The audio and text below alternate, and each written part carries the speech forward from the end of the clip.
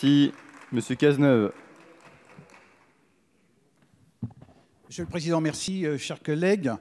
Les Français sont extrêmement favorables à la suppression de la taxe d'habitation. Ils ont compris évidemment le gain de pouvoir d'achat que ça représentait pour eux.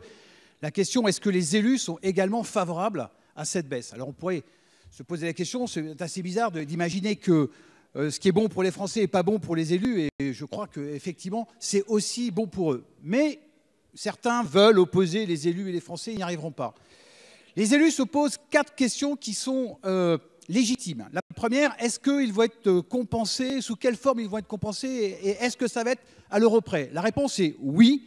Le texte est extrêmement précis là-dessus. Ils ne perdront rien à l'euro près. Deuxième question qu'ils se posent, est-ce qu'ils vont garder l'autonomie des taux? La réponse est oui. Ils ont effectivement la possibilité de faire bouger les taux chaque année.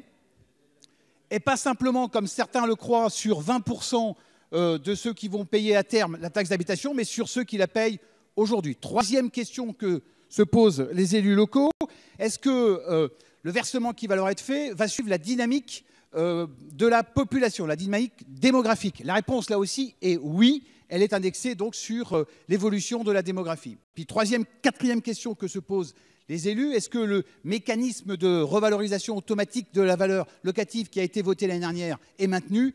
Oui, là aussi, 4 fois oui. Donc ce mécanisme, cette indexation sera automatique. Donc voilà, 4 inquiétudes légitimes des élus, 4 réponses extrêmement claires de la part de ce texte qui, j'espère, va confirmer la confiance que nous voulons entretenir avec les territoires français. Merci.